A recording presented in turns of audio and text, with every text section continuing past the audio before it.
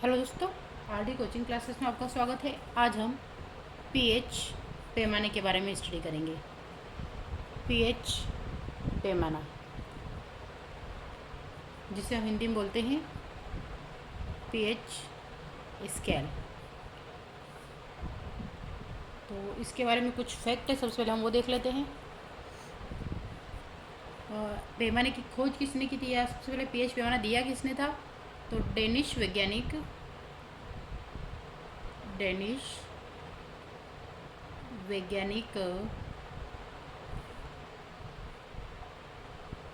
Sorensen Danish वैज्ञानिक Sorensen ने 1903 में H प्लस सांद्रता को pH के रूप में व्यक्त किया। हम बात करें पीएच स्केल की शुरुआत कहाँ से हुई, तो डेनिश वैज्ञानिक जो सोरेनसन थे, उन्होंने 1930 में H प्लस सांद्रता को पीएच के रूप में व्यक्त किया। अब डेनिश भाषा की अगर बात करें तो डेनिश भाषा में पीएच का अर्थ, ठीक है, पीएच के अर्थ की बात करें, अर्थ है तो क्या होगा? पोटेंज दे हाइड्रोजन, पोटेंज दे हाइड्रोजन अर्थात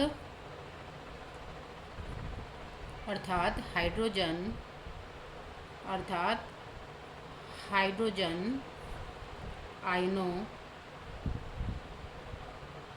की सामर्थ्य। क्या हो जाएगा अर्थ? हाइड्रोजन आयनों की सामर्थ्य। अब हाइड्रोजन आयन सांद्रता जो होती है उसके ऋणात्मक लघु गणों को क्या कहते हैं? हम पीएच कहते हैं।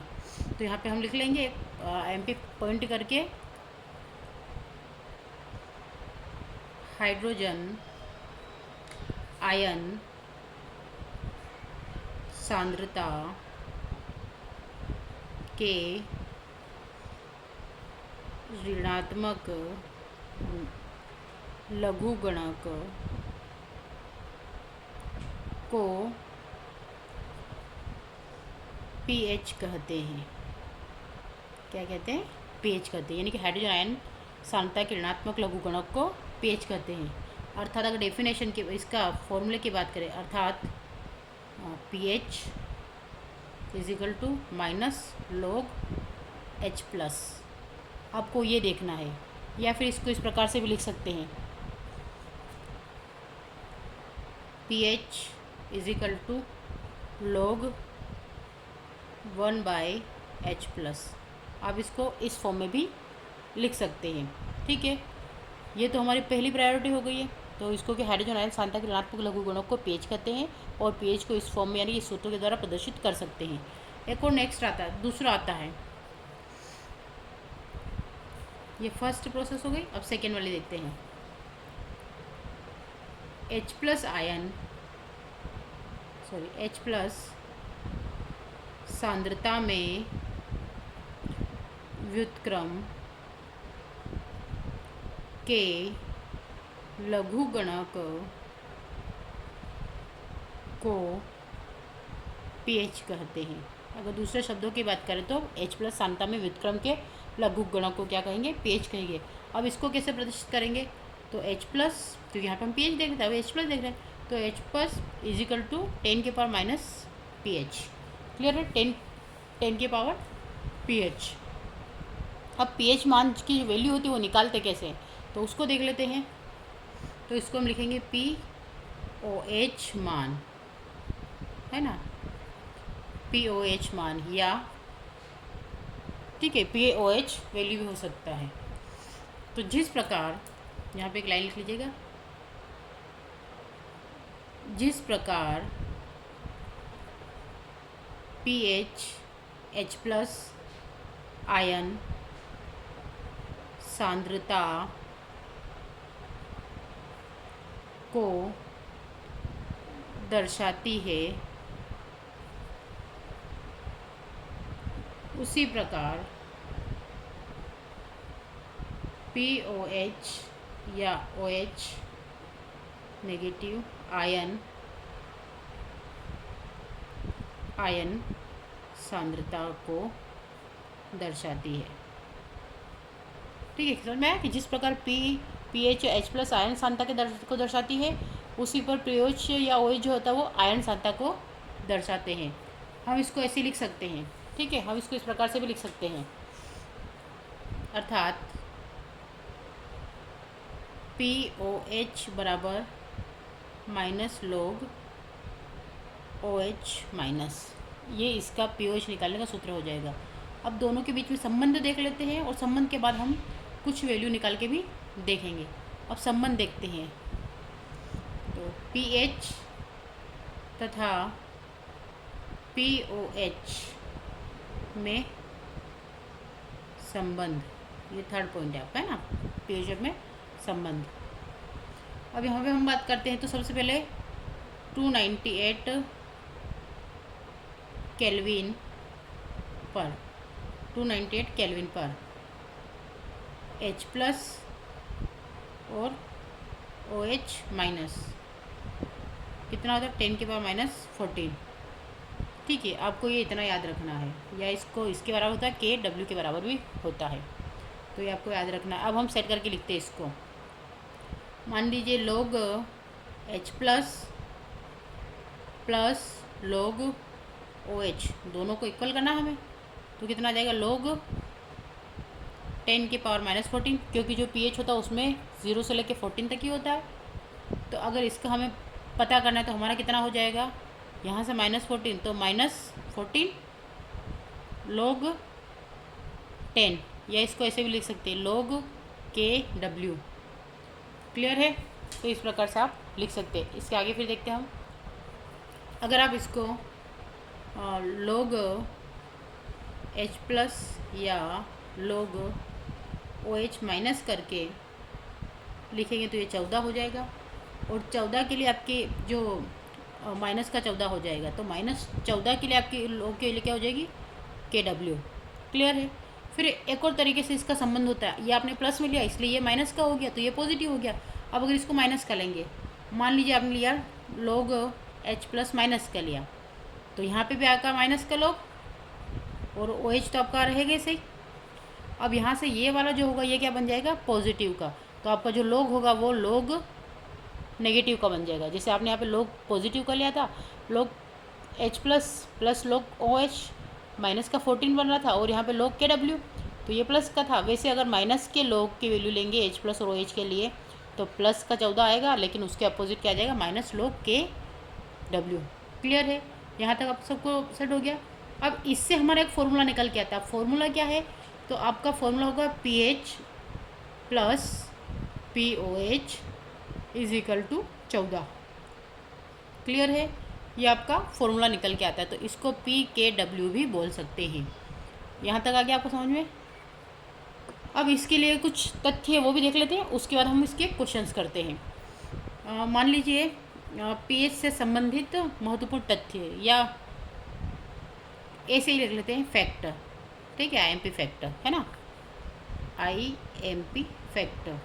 तो पहला क्या होगा, अगर कोई विलयन उदासीन है, मान लीजिए जल के बारे में करते हैं, तो उदासीन विलयन जल के लिए। ठीक है, हमारा पहला IMP फैक्टर क्या है, उदासीन विलयन जल के लिए। अब जल के लिए हम देखते हैं तो हमारा pH वैल्यू हमें बोला है कि pH वैल्यू ज्ञात कीजिए, और इसमें साथ में ही POH वैल्यू दोनों ज्ञात करना है। अब ज्ञात करने के लिए आपको पता है कि कितना होता है, 7 होता है। इसको ज्ञात करने की जरूरत, क्योंकि आपको पता है कि उदासीन के लिए, जल के लिए हमेशा ये क्या होती है, वैल्यू 7 होती है। ठीक है, फिर इसी प्रकार से क्योंकि आपको पता है कि H+ बराबर होता है किसके होता है, तो OH- के। ये जो H+ होता है ये बराबर किसके होता है, OH- के होता है। तो आपकी ये दोनों की वैल्यू क्या है, सेम। अब नेक्स्ट आ जाता है अम्लीय विलयन के लिए। अम्लीय विलयन के लिए अगर आप अम्लीय विलयन की बात करेंगे, तो यहाँ पे pH जो होगा कितना होगा, 7 से कम होगा। अम्लीय विलयन के लिए पीएच की बात करते तो विलयन कैसा होता है, 7 से कम होता है। तो हम क्या लिखेंगे, H+,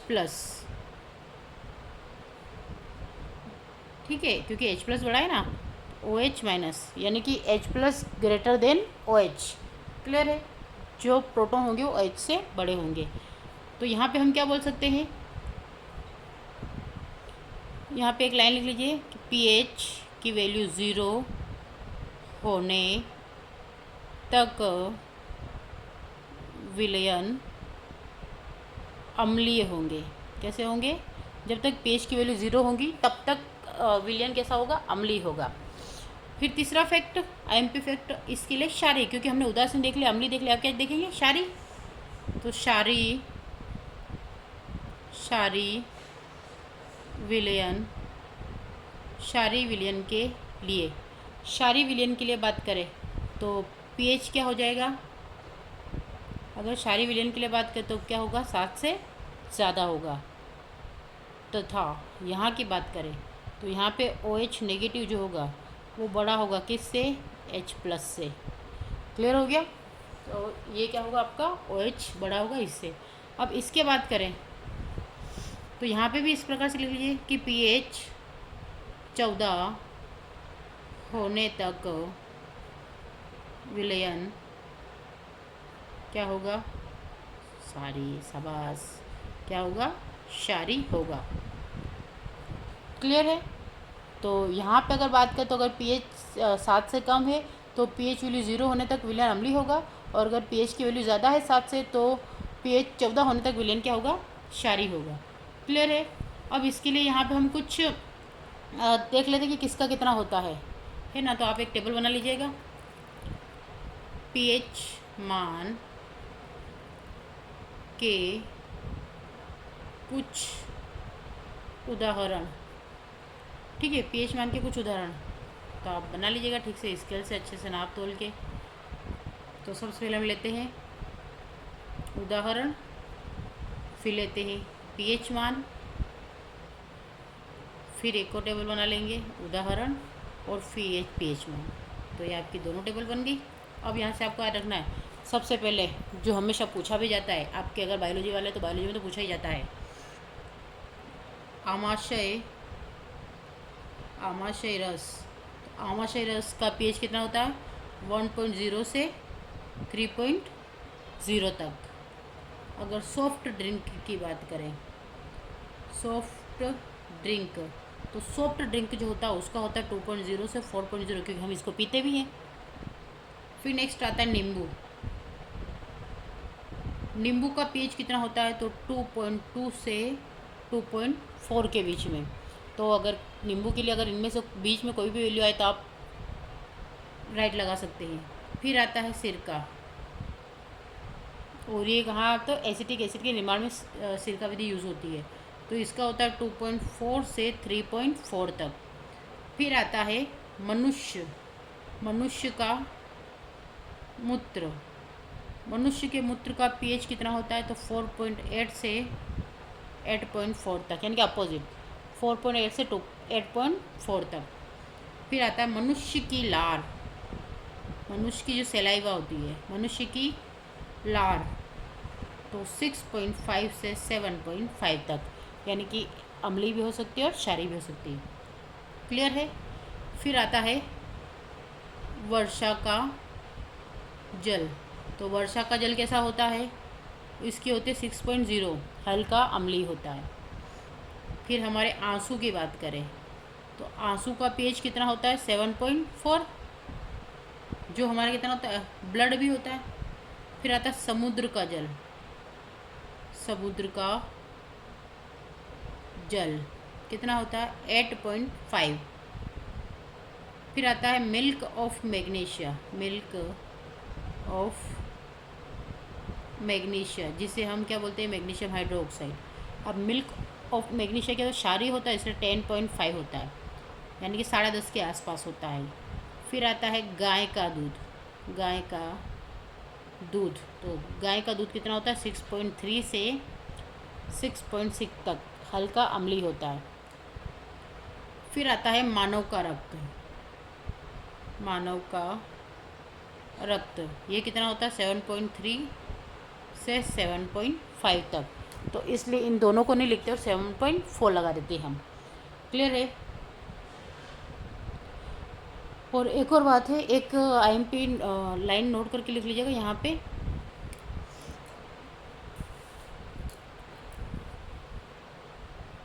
रक्त के पीएच मान में 0.2 इकाई का परिवर्तन होने पर मृत्यु हो सकती है। सिर्फ 0.2 इकाई परिवर्तन होने पर भी क्या हो सकती है, मृत्यु हो सकती है। तो आपको इस चीज़ का विशेष ध्यान रखना है। अब मैं आपको पीएच निकालने के लिए शॉर्ट ट्रिक भी बताऊंगी, है ना। तो हम यहाँ पे लिख लेंगे, क्या लिखेंगे, आईएमपी शॉर्ट ट्रिक। क्लियर है। अगर आपको H प्लस 10⁻⁻x देते हैं तो आपका डायट बता देना है। H प्लस इस प्रकार से 10⁻⁻x दिया है तो आपका pH क्या हो गया, उसकी जस्ट पावर x हो जाएगा। क्या हो जाएगा, क्योंकि माइनस वाले को डायरेक्ट प्लस में कन्वर्ट करना, तो pH कितना हो गया, x हो गया। क्लियर है। अगर मान लीजिए आपको OH माइनस बराबर 10⁻⁻x दिया है तो आपका POH कितना हो जाएगा, x होगा।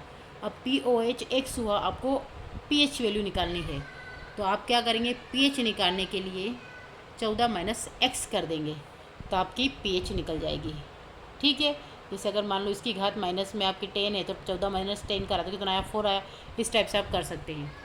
जैसे अब अंतर की बात करते हैं दोनों में, ये ट्रिक आपको याद हो गई। ठीक है। अब अंतर की बात करते हैं। अंतर कितना अंतर होता है, तो अगर 1 से 10 की बात करें, 1 से अगर बात करें तो 10 गुना, अगर 2 से 100 तक की बात करें तो, ठीक है, अगर एक अंतर इनके बीच में अगर 1 का अंतर हुआ तो 10 गुना, और अगर 2 का अंतर हुआ तो 100 गुना, याद रख लीजिएगा। 3 का हुआ तो 1000 गुना। क्लियर है। 1 का अंतर pH में 1 का अंतर 10 गुना होगा और pH में 2 का अंतर 100 गुना होगा। क्लियर है। और अगर pH में 3 का है तो 1000 गुना। अब एक और मैं आपको बता देती क्वेश्चन इसी में। मान लीजिए आपके पास है pH बराबर -log10, ये लिख लीजिएगा याद रखने के लिए, H प्लस है। अब आपको pH निकालने के सारे फॉर्मूला अप्लाई करना है। इसको इस प्रकार से लिख सकते हैं, सेकेंड वाला ही रख लीजिएगा, POH के लिए तो माइनस का log10 और OH माइनस, फिर तीसरा फैक्ट याद रख लीजिएगा, pH प्लस POH बराबर क्या आ जाएगा, 14। तो यहाँ से अगर आपको POH निकालना है तो 14 में से pH को माइनस कर देंगे, और अगर आपको pH निकालना है तो 14 में से POH को माइनस कर देंगे, तो दोनों का आपका आ जाएगा। मान लीजिए आपके पास है, जैसे आपके पास log 2 है, ये डायरेक्टली वैल्यू होती है और याद रखने लायक होती है। अगर log 2 है आपके पास तो आपकी इसकी वैल्यू क्या आएगी, 0 pH की वैल्यू 3 आएगी। अगर log 3 है तो pH की वैल्यू 0.5 आ जाएगी। अगर मान लीजिए log 4 है आपके पास तो 0.6 आ जाएगी। मतलब बढ़ाते जाना आपको, अगर 2 है तो 3 हो जाएगा, 3 है तो 5 हो जाएगा, 4 है तो 6 हो जाएगा। यहाँ से सिंगल, उसके बाद फिर 1 1 2 2 2 2 बढ़ाते जाना है। अब आपको निकालने के लिए अगर एक तो इसका भी बता देते हैं। मान लीजिए H प्लस दिया है तो आपको क्या करना है, 10 की पावर माइनस का B है। अब यहाँ से आपको ये निकालना है तो आप क्या निकालेंगे, pH निकालने के लिए B माइनस log का। ठीक है। अब आपको कितना करना है, ये A है तो आप क्या कर देंगे, B माइनस log का A ब्रैकेट के अंदर, तो ये आपका pH निकल जाएगा माइनस करके। तो बस आपको इस प्रकार से इसको सेट करके वैल्यू निकालने आना चाहिए। आज हमने pH को लेकर कुछ आईएमपी फैक्ट्स देखे हैं और फॉर्मूले देखे हैं। नेक्स्ट लेक्चर में हम इससे बनने वाले pH POH की वैल्यू निकालना ये सीखेंगे, और साथ में ये फॉर्मूलों को अप्लाई कैसे करते हैं और क्वेश्चन कौन कौन से बनते हैं एग्जाम्पल सहित उनको समझने का प्रयास करेंगे। तब तक आप इसको नोट करके रखें और समझने का प्रयास करें। 1-2 बार रिवाइज करेंगे तो आपको समझ में आ जाएगा। Thank you for watching.